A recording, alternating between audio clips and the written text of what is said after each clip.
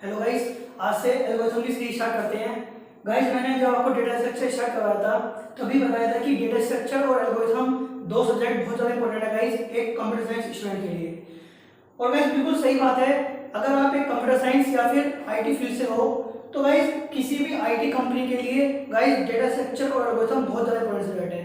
मतलब गाइस आपकी जितनी बड़ी बड़ी कंपनी है, जैसे आपकी अमेजोन हुई, फेसबुक हुई, गूगल हुई, माइक्रोसॉफ्ट हुई, गाइस सबकी सब आपसे सिर्फ और सिर्फ मेजरली डेटा स्ट्रक्चर और एल्गोरिथम ही पूछती हैं। गाइस रीजन भी है इसका। अब जितनी बड़ी बड़ी कंपनी है गाइस सबकी अपनी अपनी अलग अलग टेक्नोलॉजी है जिस पर वे सब काम करती हैं। तो भाई जब आप उस कंपनी में प्लेस हो जाओगे तो उसके बाद कंपनी तो वो आपको टेक्नोलॉजी सिखाई देगी। भाई अगर उसको लेट सपोज वो किसी एक्स टेक्नोलॉजी में काम करती है और अगर उसको आपको वो चीज़ सिखानी है तो वो आपको सिखाई देगी। बट जब आपको वो इंटरव्यू लेगी तो वो डेटा स्ट्रक्चर एल्गोरिथम इसलिए पूछती है गाइस क्योंकि डेटा स्ट्रक्चर एल्गोरिथम एक ऐसी चीज़ है जो बेसिकली डिफाइन करता है कि आपकी प्रॉब्लम सॉल्विंग स्किल्स कितनी अच्छी है। क्योंकि अगर आप किसी कंपनी में काम कर रहे हो तो बेसिकली वहाँ है क्या, आपको एक प्रॉब्लम मिलती है और आपको उसका सॉल्यूशन बनाना पड़ता है। और भाई डेटा स्ट्रक्चर एल्गोरिथम भी सेम ऐसे ही है, आपको सिंपल एक प्रॉब्लम दे देते हैं और उसका आपको सोल्व करना होता है। तो भाई इसलिए डेटा स्ट्रक्चर एल्गोरिथम बहुत ज़्यादा इंपॉर्टेंट है। डेटा स्ट्रक्चर इसी गाइस मैंने कंप्लीट करी दी है, आपको डिस्क्रिप्शन बॉक्स में उसका लिंक मिल जाएगा प्ले लिस्ट का, उसको आप देखिएगा अगर नहीं देखी है तो। और गाइस आज से स्टार्ट करते हैं एल्गोरिथम। गाइस दोनों सब्जेक्ट इंटरलिंक सब्जेक्ट हैं, इसलिए एल्गोरिथम तुरंत डेटा स्ट्रक्चर के बाद ही स्टार्ट कर रहा हूँ जिससे कि आपको आसानी से समझ आए कि बेसिकली एल्गोरिथम में चलता क्या है। तो गाइस सबसे पहले देखते हैं कि हम जो एल्गोरिथम का कोर्स डिस्कस करेंगे वो किस फ्लो में करेंगे, मतलब किस ऑर्डर में आपका कोर्स हम डिस्कस करेंगे। गाइस इसमें सबसे पहला टॉपिक आएगा आपका एसिम्प्टोटिक एनालिसिस, जिसको गाइस आप अपना टाइम एंड स्पेस कॉम्प्लेक्सिटी बोल सकते हो। गाइस अगर आपने मेरी डेटा स्ट्रक्चर की वीडियो देखी हो तो मैंने उसमें आपको कई जगह बताया, जैसे बीच में अगर हम कोई क्वेश्चन सॉल्व करते हैं तो मैं उसमें बताता आपको कि इसकी कॉम्प्लेक्सिटी इतनी होगी, इसका बेस्ट केस ये होगा, इसका वर्स्ट केस क्या होगा। गाइस हो सकता है आपको वो चीज़ वहाँ पे समझ में ना आई हो, तो भाई आपको वो चीज़ यहाँ पे बिल्कुल क्लियर हो जाएगी क्योंकि स्टार्टिंग गाइस एल्गोरिथम की वहीं से है asymptotic analysis, time and space complexity. Her algorithm की आपकी टाइम कॉम्प्लेक्सिटी क्या होगी और उसकी स्पेस कॉम्प्लेक्सिटी क्या होगी, सबसे पहले गाइस हम ये डिस्कस करेंगे और उसको हम कैसे फाइंड करते हैं वो भी देखेंगे। गाइस इसके बाद आता है आपका सॉर्टिंग एंड सर्चिंग एल्गोरिथम। बहुत सारे एल्गोरिथम है गाइस, या फिर किसी भी एरे को सॉर्ट करने के लिए या फिर किसी एरे में से कोई एलिमेंट सर्च करने के लिए गाइस, तो उनको डिस्कस करेंगे क्या क्या आपकी डिफरेंट डिफरेंट सॉर्टिंग और सर्चिंग एल्गोरिथम है। गाइस उसके बाद आता है आपका डिवाइड एंड कंक्यूर अप्रोच, उसके बाद आता है आपका ग्रीडी एल्गोरिथम,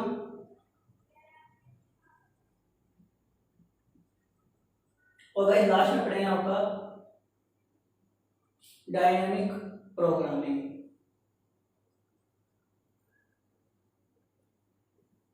गाइस अगर पूरा वैसे सही बताऊं तो सिलेबस तो पूरा ही इंपॉर्टेंट है, मतलब एल्गोरिथम बहुत ज्यादा इंपॉर्टेंट है, पूरा का पूरा सिलेबस ही बहुत इंपॉर्टेंट है, कहीं से भी आपसे इंटरव्यूअर कुछ भी पूछ सकता है।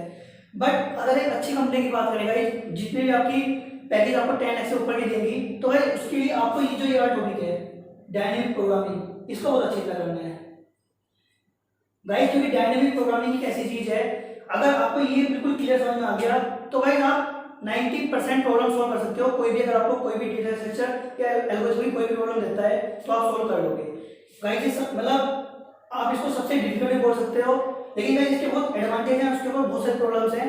जब इसको डिस्कस करेंगे तो आपको बताऊंगा कैसे कैसे प्रॉब्लम्स हैं और उनका सोल्यूशन हम कैसे फाइंड करते हैं। तो भाई स्टार्ट करते हैं आपका एल्गोरिथम का। पहले इंट्रोडक्शन से स्टार्ट करेंगे, एल्गोरिथम होता क्या है और इसकी हमें जरूरत क्यों पड़ी, बेसिकली क्या नीड है गाइस इसकी।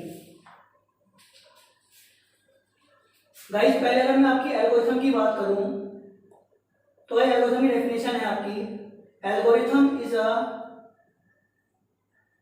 Step by step unambiguous instruction to solve a given problem. Guys algorithm कुछ नहीं है, बेसिकली एल्गोरिथम के लिए क्या है कि आपको कोई प्रॉब्लम दी, हमने डेटा स्ट्रक्चर में क्या देखा था कि आपको कोई प्रॉब्लम दी और हमने उसका एक प्रोग्राम बनाया, बट यहाँ पे भाई हम उसकी एल्गोरिथम लिखेंगे, मतलब एक step by step unambiguous instruction लिखेंगे to solve a given problem. कुछ हम इंस्ट्रक्शन लिखेंगे अपने इंग्लिश लाइक स्टेटमेंट में, स्टेप बाय स्टेप अनएम्बिगुअस, मतलब अनएम्बिगुअस है, ऐसा कुछ डिफाइन प्री डिफाइन कोई रूल नहीं है उस एल्गोरिथम को लिखने के लिए, बस आपको एक स्टेप बाय स्टेप प्रोसीजर बोल सकते हो जो कि उस प्रॉब्लम को सॉल्व करेगा, तो गाइस उसको बोलते हैं हम एल्गोरिथम। गाइस रियल एग्जांपल से बताता हूं, बेसिकली एक जनरल एग्जांपल लेते हैं कि एल्गोरिथम हम लिखते कैसे हैं। गाइस लेट्स सपोज मुझे मैगी बनानी है, तो गाइस उसके लिए मैं क्या लिख सकता हूं। गाइस सबसे पहले मैं लिखूंगा गेट द पेन, फिर लिखेंगे गाइस हम आपका put the water in the pan. भाई पहले फ्राई पैन लिया, फिर मैंने उसमें आपका पानी डाल दिया पहले, फिर मैं चेक करूंगा क्या मेरे पास मैगी है। इफ मैगी, अगर मेरे पास मैगी है then open it and put its masala into water. पहले आप उसका मसाला पानी में डालोगे एंड देन उसके कुछ देर बाद आप गाइस अपनी मैगी को पानी में डालोगे। और गाइस अगर आपके पास मैगी नहीं होगी then else go to market and buy it. Guys मैंने सिंपली वैसे एक जनरल एग्जांपल लिया है डे टू डे लाइफ का, जिससे आपको समझ आ जाए बेसिकली हम एल्गोरिथम बोल किस रहे हैं। अब गाइस प्रॉब्लम क्या थी, प्रॉब्लम थी कि आपको एक मैगी बनानी है, तो गाइस मैंने उसके लिए कुछ स्टेप बाय स्टेप प्रोसीजर लिखा। सबसे पहले पैन लो, उसमें वाटर डालो, फिर गाइस अगर मेरे पास मैगी है तो मैं उसको ओपन करूंगा, उसके मसाले को पानी में डाल दूंगा और कुछ देर बाद मैं मैगी को डाल दूंगा। अगर मेरे पास मैगी नहीं है तो गाइस मैं मार्केट जाऊंगा और उसको खरीदूंगा। तो गाइस बेसिकली ये कुछ स्टेप हैं मैगी बनाने के। तो क्योंकि उस प्रॉब्लम को सोल्व करने के गाइस ये कुछ ऐसे स्टेप हैं, अगर मैं इनको फॉलो करूंगा तो मेरी मैगी कंस्ट्रक्ट हो जाएगी।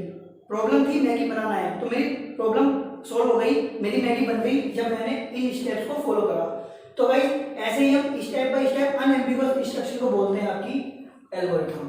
तो गाइस अगर मैं इसकी बात करूं तो गाइस ये बेसिकली एक एल्गोरिथम हो गई to make Maggi. Just guys simple एक मतलब आपको समझाने के लिए बताया है, जिससे कि आपको क्लियर हो जाए कि हम एल्गोरिथम बोल किस रहे हैं। तो अब आपको इतना समझ आ गया कि आपको जो भी प्रॉब्लम होगी आपको उसके लिए कुछ ऐसे इंग्लिश लाइक स्टेटमेंट लिखने होंगे जो कि उस प्रॉब्लम को सोल्व करेंगे। अब कई बात क्या आती है कि जब आपको कोई एक प्रॉब्लम दे देते हैं,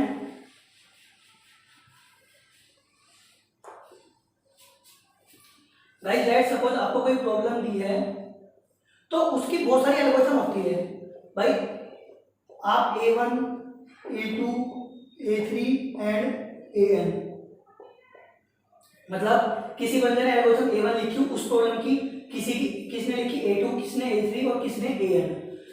गाइस सबकी एल्गोरिथम सही है, सबकी एल्गोरिथम से आपका आंसर सही आ रहा है, तो आपको कैसे पता लगेगा कि कौन सी एल्गोरिथम बेस्ट है और कौन सी एल्गोरिथम बेकार है, कौन सी एल्गोरिथम अच्छी है कौन सी एल्गोरिथम बेकार है। आपको बेसिकली वही आइडेंटिफाई करना है। तो भाई इस चीज को बोलते हैं आपकी analysis of algorithm.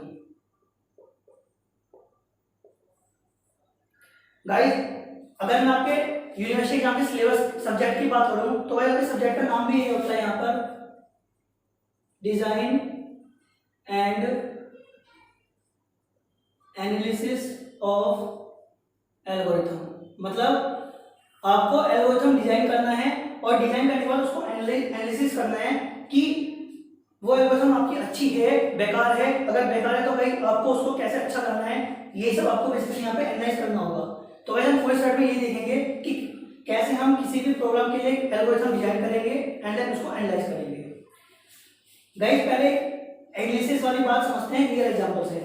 Guys let's suppose मुझे दिल्ली से मुंबई आना है। अब गाइस दिल्ली से मुंबई जाने के लिए बहुत सारे रास्ते हैं, मैं अपनी गाड़ी करके भी जा सकता हूँ, मैं वाया फ्लाइट भी जा सकता हूँ, ट्रेन की हेल्प से भी जा सकता हूँ, या फिर कहीं बस से भी जा सकता हूँ। ठीक है, बहुत सारे मेथड हैं कहीं दिल्ली जाने के, सब मेथड से मैं मुंबई पहुंच सकता हूँ और सबके सब मेथड सही हैं। अब गाइस मुझे ये देखना होगा कि इन चारों में से कौन सा मेथड ज़्यादा सही है मेरे लिए, जिससे कि मैं बहुत जल्दी भी दिल्ली पहुंच जाऊँ और मेरे लिए वो कॉस्ट इफिशिएंटली भी हो।